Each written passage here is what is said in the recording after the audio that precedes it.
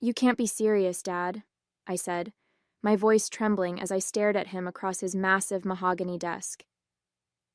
My father leaned back in his leather chair, calm and composed as always, and let out a slow exhale. This is not up for discussion, Catherine, he said, setting his cigar in the ashtray like the conversation was already over. My fists clenched at my sides, but I refused to back down. So that's it? I asked, my words sharp. You'd rather hand everything over to Grant, someone who doesn't even care, than let me prove myself? All because I'm a woman? He didn't even flinch. This firm is for your brother to manage, Catherine, he said firmly. You've done well with your education, and you'll make a fine wife one day, but this is not your place. My name is Catherine Mercer.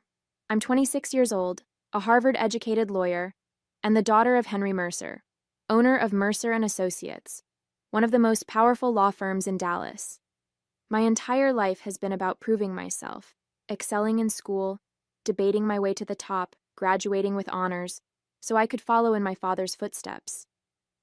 But standing there in his office, surrounded by the smell of leather and cigars, I felt my world shift. It didn't matter how hard I worked or how much I loved the law. To him, I was just his daughter, someone who was supposed to marry well and stay out of the way. I looked him straight in the eye, my voice steadier now. Grant doesn't care about this firm, Dad. He's reckless, he barely scraped through community college, and he has no idea how to run a business. You know that as well as I do. My father sighed, rubbing his temple like I was the one being unreasonable. Grant will learn. He's my son, Catherine. It's his birthright to take over Mercer and Associates. And you, he paused, his voice softening just slightly. You have other options. A future that doesn't involve the stress of running a firm. I'm protecting you. I felt a bitter laugh escape my lips. Protecting me? I said, shaking my head. You're not protecting me, Dad. You're holding me back. I've earned this. I've worked harder than anyone, including Grant, and you know it. But you won't even give me a chance because you're too stuck in your ways to see what I'm capable of. His expression hardened, and I knew I'd pushed too far. That's enough, Catherine, he said, his voice sharp. We're done here. I stormed out of his office, my heels echoing through the marble halls of our family's estate. My mother was in the parlor, quietly arranging flowers in a vase. She looked up as I passed, her expression soft but tired. Catherine, she said gently. What happened? I stopped, turning to her with a mix of frustration and desperation. He won't let me work at the firm, I said, my voice breaking. He's handing everything over to Grant, and he expects me to smile and accept it. She sighed, her hand stilling over the flowers. Your father, he has his ways, she said, her tone hesitant. But maybe it's best not to push him, dear. He means well. I stared at her, stunned. Means well? I repeated. Mom, he's throwing away everything I've worked for because I'm a woman. How can you stand there and defend that? She lowered her gaze, and I could see the years of quiet submission etched into her face. I just don't want to see you hurt, Catherine, she said softly. Sometimes it's easier to let things be. Her words hung in the air, and I realized in that moment that I was on my own. That night, as I lay in bed staring at the ceiling, the weight of my father's words pressed down on me. I thought about everything I'd done to get to this point. Late nights poring over case law, the endless debates at Harvard, the sacrifices I'd made to live up to the Mercer name. And for what? To be told I didn't belong? That my only value was to marry into another powerful family? The thought made my stomach turn. The next morning I was halfway through packing my suitcase when the door to my bedroom creaked open. My mother stood there, her face pale and confused. Catherine, what are you doing? She asked, her voice laced with worry. Before I could answer, my father appeared behind her, his brows furrowed in irritation. What's all this? He demanded, stepping into the room. Where do you think you're going? Grant showed up last, leaning casually against the doorframe, still in his robe. Packing for a vacation, sis? He asked with a smirk. I snapped the suitcase shut and stood tall, facing them all. I'm leaving, I said simply, Since I'm not welcome at the firm and apparently don't belong in this family's plans, I'm going to find a place where I do. My father's face darkened, and my mother clutched her pearls, looking like she was about to cry. Catherine, she said softly, don't do this. Let's talk about it. But I shook my head, my resolve unshaken. There's nothing to talk about. You've all made your priorities clear. My father's jaw tightened, and he stepped closer. Don't be ridiculous, Catherine, he said, his tone cold and dismissive. This is your home. Where else would you go? And for what? To make some sort of point? I met his gaze without flinching. Yes, Dad, I said firmly. To make a point. That I'm worth more than being pushed aside for someone who hasn't earned a damn thing. You made it clear last night that I have no place in your firm, so I'll find a firm that values what I bring to the table. Grant let out a low chuckle, shaking his head. You're really making a big deal out of nothing, Kat, he said, crossing his arms. You're throwing a tantrum just because Dad isn't handing you the keys to the kingdom? His smug tone pushed me over the edge. This isn't a tantrum, Grant, I snapped. It's me taking control of my life, something you've never had to do because everything's been handed to you.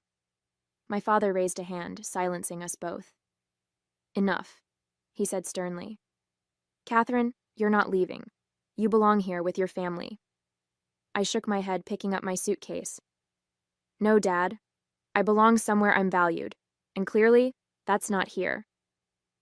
I walked past them, my suitcase rolling behind me as I made my way down the grand staircase. My mother followed, her voice trembling. Catherine, please don't go, she said softly. We can figure this out as a family. I stopped at the base of the stairs and turned to look at her, the woman who had spent her life swallowing her own voice to keep the peace. Mom, I said gently, I love you, but I can't keep pretending that things will change if I stay. They won't. My father stood at the top of the stairs, watching silently, his face unreadable. Grant leaned against the banister, clearly unfazed, like my departure meant nothing. I opened the front door and turned back one last time. When you're ready to treat me like more than just a daughter who needs to marry well, you know where to find me, I said, my voice calm but firm. Then I walked out, the crisp morning air hitting my face as I closed the door behind me. For the first time in my life, I felt truly free. I didn't look back after leaving that house. Within days, I secured an interview at one of the most respected law firms in Dallas. They didn't care that I was a Mercer. All they cared about were my credentials and my drive. When I walked into that office, I wasn't Henry Mercer's daughter. I was Catherine Mercer, Harvard graduate and determined attorney. By the end of the week, they offered me a position, and for the first time, I felt like I belonged somewhere for what I could do, not for who I was. The work was challenging but rewarding, and I thrived in an environment where I wasn't constantly being compared to someone else. My new boss, a sharp and modern man named Richard Hayes, took me under his wing. He valued my insight and pushed me to take on more responsibility. Within a few months, I was handling high-profile cases and earning the respect of my colleagues. It wasn't the life I had envisioned for myself growing up, but it was mine, and that made all the difference. As much as I was thriving professionally, the nights were harder. Cutting ties with my family wasn't easy, no matter how justified it felt. There were moments, quiet ones, like coming home to an empty apartment after a long day, when the weight of it all would hit me. I missed my mother's gentle presence, even if she never stood up for me.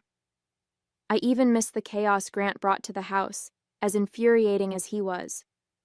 But what hurt the most was knowing my father didn't think twice about letting me go. Months passed, and I poured everything I had into my work. The cases were demanding, often leaving me in the office late into the night, but I thrived under the pressure. With each victory, my confidence grew. I wasn't just a lawyer anymore. I was a force to be reckoned with. Richard Hayes, my boss, started assigning me to more high-stakes cases, and soon I was gaining a reputation as one of the firm's rising stars. The growth wasn't just professional, it was personal too. I learned to stand on my own, to make decisions without worrying about whether they would please my father or fit into the mold my family had crafted for me. Every step forward felt like proof that I was more than they had ever given me credit for. I wasn't just Henry Mercer's daughter, I was Catherine Mercer, and I was making a name for myself on my own terms. One afternoon, Richard called me into his office. It was spacious but unpretentious, a reflection of the man himself. He gestured for me to take a seat and leaned back in his chair, his piercing blue eyes studying me intently. "Catherine," he began, his tone measured, "I have a case I think you're ready for. It's high stakes, complicated, and it's going to put you in the spotlight." I nodded, intrigued. "What's the case?" I asked, leaning forward slightly. He hesitated for a moment, then continued. "We're representing a client in a major litigation against Mercer and Associates. They're suing your father's firm for negligence in a contract dispute. The stakes are enormous and the case is gaining attention." He paused, watching my reaction closely. The words hit me like a ton of bricks. My stomach tightened, and for a moment, I couldn't speak. "You want me to represent someone suing my father's firm?" I finally said, my voice steadier than I felt. Richard nodded. "I know it's personal, Catherine, but that's exactly why I want you on this. You know how Mercer and Associates operates, and you're one of the sharpest lawyers we have. If anyone can win this case, it's you." I took a deep breath, trying to process what he was asking. "Richard," I said slowly, "you realize what this could mean for me, personally and professionally. This isn't just another case. It's my family." He leaned forward, resting his elbows on the desk. "I understand that," he said firmly. "But this is your chance to show what you're capable of, to take on the people who underestimated you and prove them wrong. Think about it, Catherine. This could be the defining case of your career." I sat back in the chair, the weight of the offer settling heavily on my shoulders. "This is a lot to take in," I said, my voice quieter now. Richard nodded, his expression understanding. "I don't expect you to decide right here and now. It's a big ask, Catherine, and I know how personal this is for you." I met his gaze, grateful for his patience. "Would it be all right if I sleep on it?" I asked, my tone more measured. "I need to think about how this could affect everything. Not just my career, but—" I trailed off, unsure how to finish the sentence. "Take all the time you need," Richard said, his voice steady. "But don't take too long. We need to move fast on this, and I want you on the team. Let me know by the end of the day tomorrow." That night, I couldn't sleep. I lay in bed, staring at the ceiling, my mind racing with everything at stake. Taking the case meant going up against my father, the man who had dismissed me and handed everything to Grant without a second thought. It also meant going head-to-head with my family's legacy, the name that had opened so many doors for me, even as it closed others. But it also meant proving, once and for all, that I could stand on my own, even if it meant burning the last remaining bridge to my family. For 2 days, I went back and forth, weighing the risks and rewards. I thought about my father's cold dismissal of everything I'd worked for, about my mother's quiet resignation, and about Grant's smug sense of entitlement. But I also thought about the chance to show everyone, that I wasn't just Henry Mercer's daughter. By the end of the second day, I made up my mind. I walked into Richard's office the next morning, my shoulders squared and my voice steady. "I'll take the case," I said simply. His face lit up with approval. "I knew you would," he said with a grin. "Now let's get to work." The day of the first litigation proceeding arrived, and the tension in the air was palpable as I entered the courtroom. I clutched my briefcase tightly, my heels clicking against the polished floor with every step. My client walked beside me, confident in my abilities, but all I could think about was the moment I knew was coming. As I approached the front of the courtroom, I saw them, my father and Grant, sitting at the opposing table. Their faces turned toward me, and as soon as our eyes met, I felt their shock hit like a tidal wave. My father's jaw tightened, his eyes narrowing as recognition dawned. Grant's mouth fell open slightly, before he quickly masked his surprise with a smug smirk, though I could see the unease in his expression. I set my briefcase on the table and met their stares head on. I wasn't going to look away or falter. I was here to do a job, and nothing, not their surprise, not their disapproval, was going to throw me off. For a brief moment, my father's gaze softened, but he quickly composed himself, leaning over to whisper something to Grant. I didn't care what he said. I was ready. As the proceedings began, I slipped into my role seamlessly. Every motion, every argument, every document I presented was executed with precision.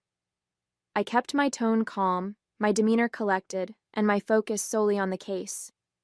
When the judge addressed me, I responded with confidence, never faltering under the weight of my father's presence or Grant's smug glances.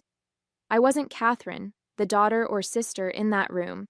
I was Catherine Mercer, attorney for the plaintiff, and I intended to win. Even when Grant fumbled through his arguments, clearly unprepared, I didn't let it show on my face. I treated him as I would any opposing counsel, with respect but zero leniency. Every time he misspoke or misrepresented a fact, I countered with clarity, backing up my points with solid evidence and case law. My father sat quietly for most of it, his expression unreadable, but I could feel his eyes on me. It didn't matter. I wasn't there to earn his approval anymore. I was there to do my job, and I was doing it well. After a few sessions, it became painfully obvious, at least for my father and Grant, that I was dominating the case. Every argument Grant brought to the table crumbled under the weight of my counterpoints. His inexperience was glaring, and my preparation left him scrambling for answers he didn't have. My father tried to step in once or twice, but even he couldn't salvage the damage Grant had done. The tide was turning fast, and everyone in the room knew it. By the fourth session, their side proposed a settlement.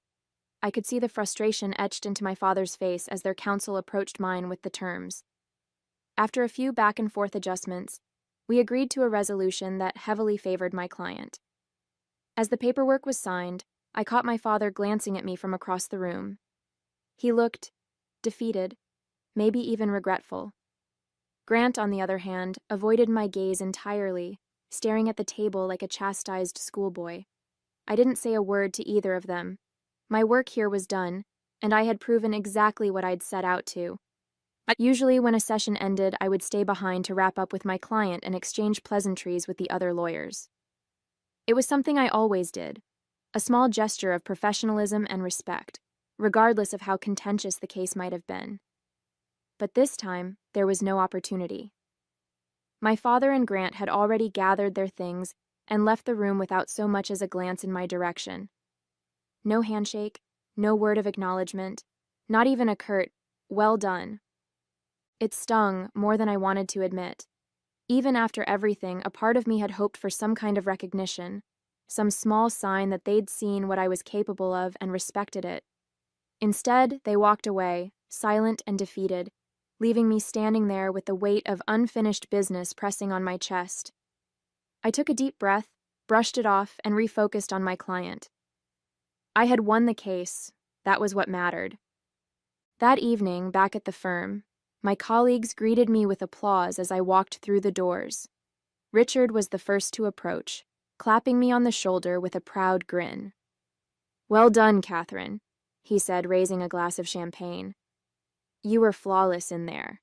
That settlement is a big win for us, and your client couldn't have asked for a better advocate." The team had set up a small celebration in the break room, complete with drinks and hors d'oeuvres. My client even stopped by to express their gratitude, shaking my hand firmly. "You were incredible, Catherine," they said. "We couldn't have done this without you." For the first time that day, I let myself smile. Surrounded by people who valued me for my skills and hard work, I felt a sense of accomplishment that no words from my father or Grant could have given me. This was my victory, and I owned it. Later that night, alone in my apartment, the glow of the city lights filtered through the blinds as I sat by the window with a glass of wine. The adrenaline from the day had worn off, and in the quiet, my thoughts drifted back to my family. I replayed the courtroom moments in my head, the way my father's face tightened with every argument I made, the way Grant couldn't even look me in the eye when it was over, I had expected them to be angry or defensive, but the silence they left me with was harder to bear. For years, I had dreamed of earning my father's respect, of proving to him that I was worthy, not just of his name, but of a place in the firm I had once idolized. And now, even after winning a case against them, I wasn't sure what I had achieved. Did they finally see me for who I was, or was I just a reminder of their failure? The questions lingered, unanswered, as I stared out at the Dallas skyline, wondering if the ties I'd cut could ever truly be mended. The next morning, as I walked into the office, the usual buzz of conversation and ringing phones greeted me. I barely had time to settle in before Richard approached, a curious look on his face. "Catherine," he said, his tone cautious but warm. "Your father is here.